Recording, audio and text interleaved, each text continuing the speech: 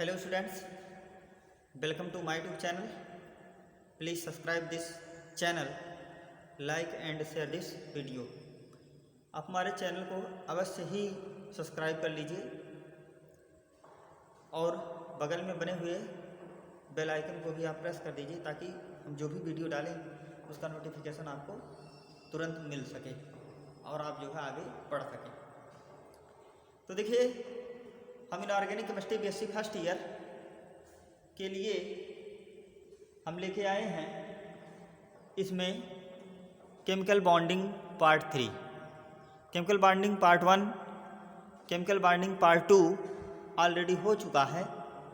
उसमें हमने chemical bonding part 1 में हमने बैलेंस बॉन्ड थ्योरी बताया हुआ था और पार्ट 2 में हमने ओवरलैपिंग के बारे में बताया हुआ था। अब यहाँ पर हम केमिकल बॉन्डिंग पार्ट 3 लेके आए हुए हैं।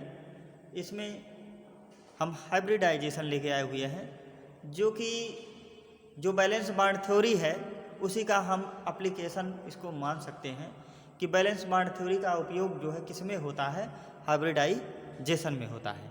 तो बैलेंस बॉन्ड थ्योरी से ही जो है हाइब्रिडाइजेशन हम कराते हैं किसी भी एटम का मॉलिक्यूल बनाने के लिए।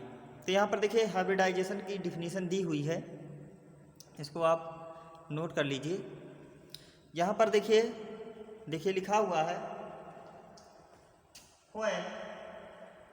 when two or more than two atomic orbitals are combined and form new hybrid orbital, the formation process of a new hybrid orbital are known as hybridization।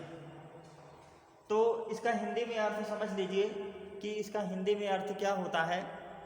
जब दो या when two or more than two atomic orbitals are combined, जब दो या दो से अधिक atomic orbitals आपस में जो है क्या होते हैं, कंबाइंड होते हैं, and form new hybrid orbital, और कंबाइंड हो करके नए हाइब्रिड ऑर्बिटल का फॉर्मेशन करते हैं।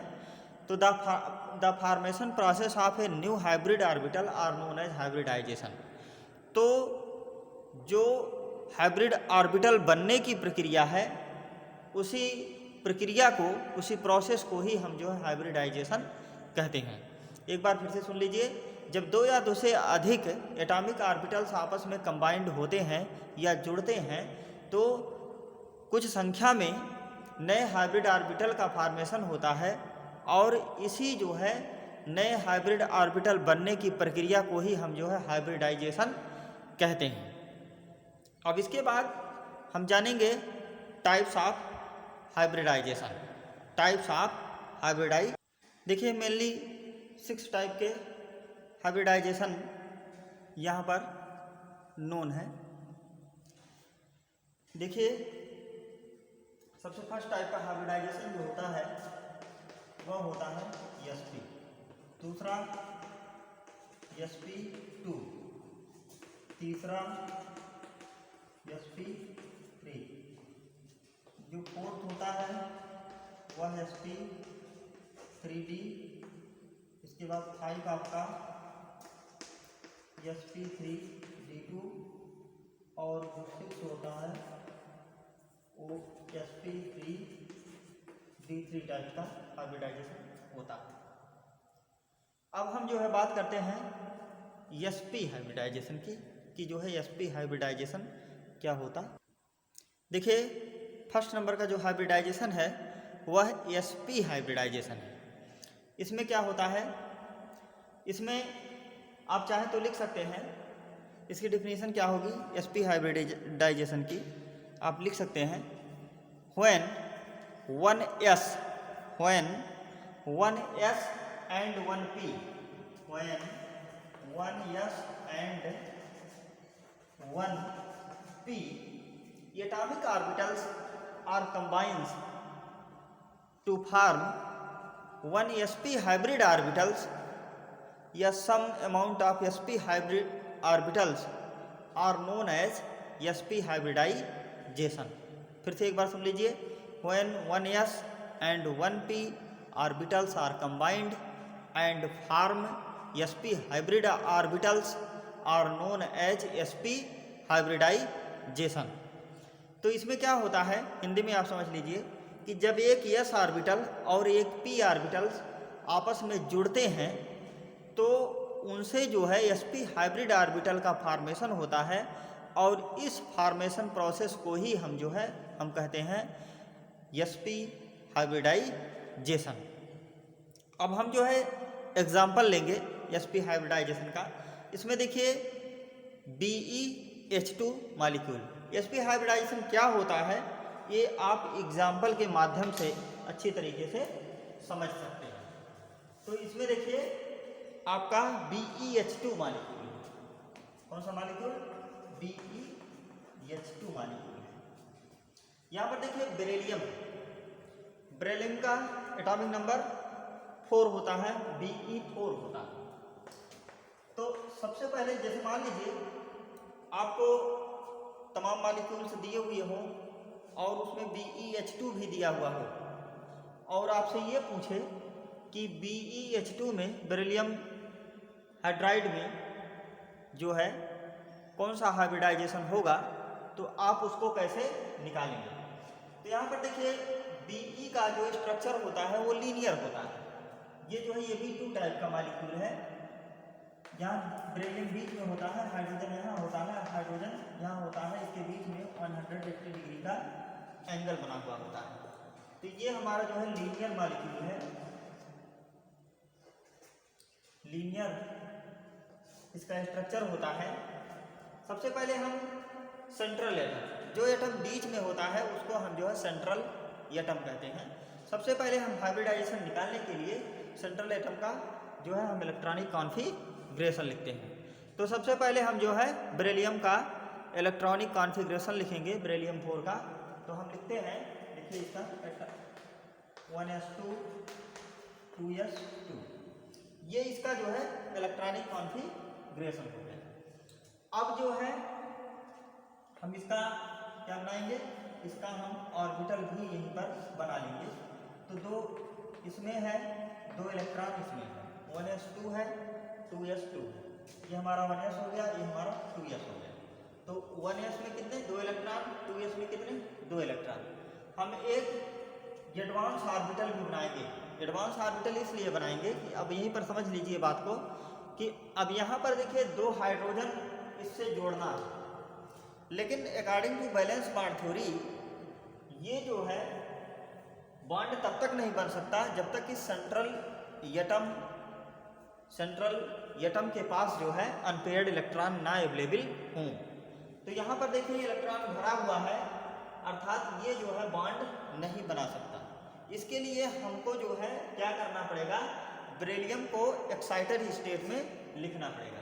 ये देखिए ग्राउंड स्टेट इलेक्ट्रॉनिक कॉन्फ़िगरेशन, ये बेरिलियम का क्या है, ग्राउंड स्टेट इलेक्ट्रॉनिक कॉन्फ़िगरेशन। इसको इस तरीके से हम यहाँ पर लिख सकते हैं, ये जो है क्या है, ग्राउंड स्टेट इलेक्ट्रॉनिक कॉन्फ़िगरेशन।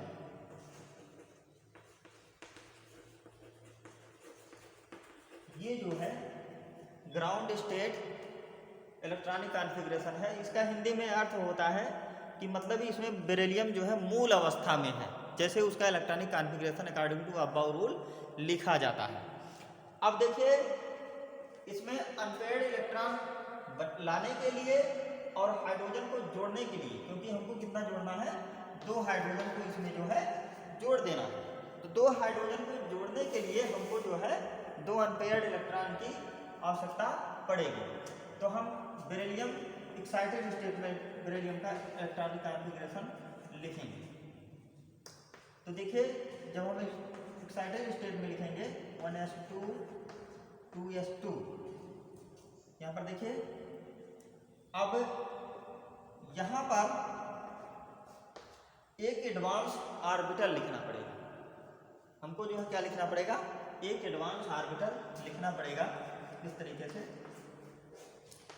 तो अब यहाँ पर देखिए 2p हो गया, 2p में कितने हैं, 3 ऑर्बिटल हैं, p में 3 है। तब यहाँ पर देखिए इलेक्ट्रॉन को हम यहाँ पर भर दिए, और यहाँ जो इलेक्ट्रॉन था यहाँ पर हम पहले से बना सकते हैं एडवांस में, यहाँ भी टूपी कर दें। तो ये वाला इलेक्ट्रॉन जो है हम यहाँ पर ले आएंगे, ये वाला इलेक्ट्रॉन हम कहाँ पे ले आएंगे, या लेंगे तो हमारे जो है हमें जो है कौन सा स्ट्रक्चर मिलेगा, ये वाला स्ट्रक्चर मिलेगा। तो अब देखिए ये ग्राउंड स्टेट में इसके पास पेयर्ड इलेक्ट्रॉन थे, ये जो है बॉन्डिंग नहीं कर सकता था हाइड्रोजन के साथ, इसलिए जो है इसका जो है बेरिलियम 4 का हम एक्साइटेड स्टेट इलेक्ट्रॉनिक कॉन्फ़िगरेशन, इसी हम लिख रहे हैं, एक्साइटेड स्टेट इलेक्ट्रॉनिक कॉन्फ़िगरेशन हमने यहाँ पर लिख लिया। जब हमने इसका एक्साइटेड स्टेट इलेक्ट्रॉनिक कॉन्फ़िगरेशन लिखा तो यहाँ जो 2s ऑर्बिटल में प्रेजेंट इलेक्ट्रॉन था वो जो है किसमें हमने इसको जो है एक्साइटेड करके डाल दिया, 2p में हमने जो है इसको प्रमोट करा दिया, इसको डाल दिया। तो यहाँ पर देखिए 2 अनपेयर्ड इलेक्ट्रॉन जो है हमको मिल जा रहे हैं एक्साइटेड स्टेट में। तो हम अब एक इलेक्ट्रॉन अपना हाइड्रोजन भी लेके आएगा और एक इलेक्ट्रॉन जो है दूसरा हाइड्रोजन भी लेके आएगा, क्योंकि देखिए ये बेरिलियम है, यहाँ हाइड्रोजन, 2 हाइड्रोजन को हमको जोड़ना था। तो अब देखिए ये जो है हाइड्रोजन लेके आ रहा है, तो यहाँ पर देखिए इसके इलेक्ट्रॉन को हम डॉटेड लाइन से दिखाएंगे, डॉटेड लाइन से।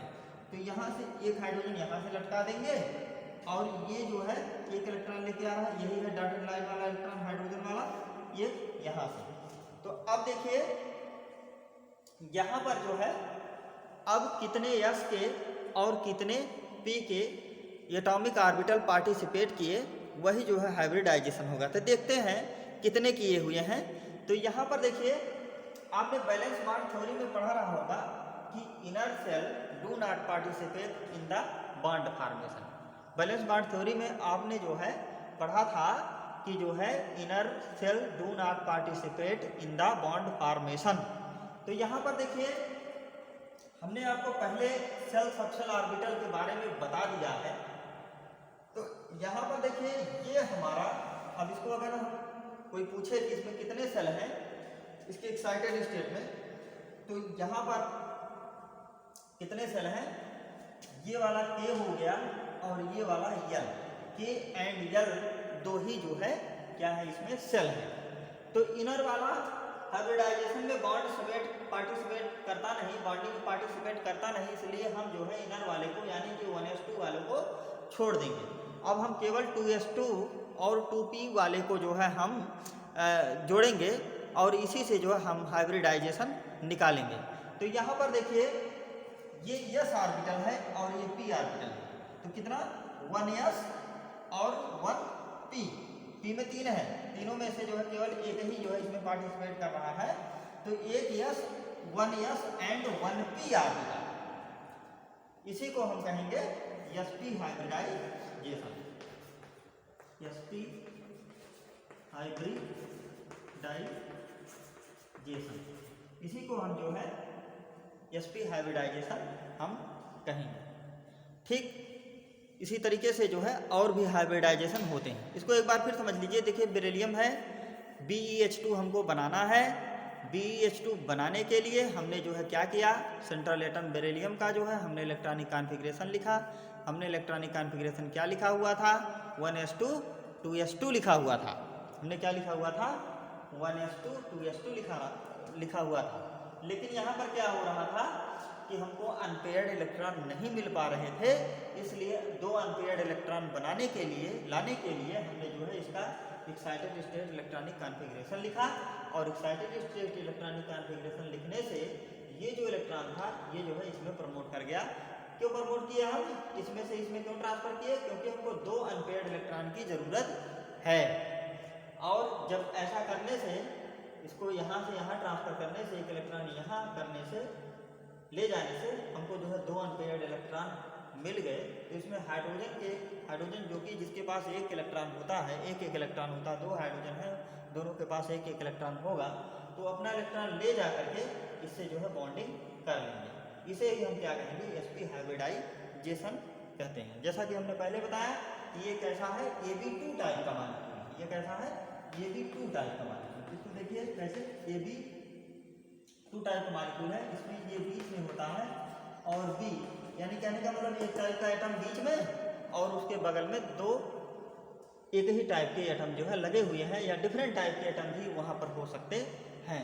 तो ये जो है लीनियर टाइप का मॉलिक्यूल होगा और इसके बीच में जो बॉन्ड एंगल होता है वह कितना होता है 180 डिग्री होता है। इसके बीच में 180 डिग्री का बॉन्ड एंगल होता है, 180 डिग्री का बॉन्ड एंगल होता है। और इसका जो शेप होता है वो कैसा होता है, वह लीनियर होता है। तो मिलते हैं नेक्स्ट वीडियो में। Thank you for watching.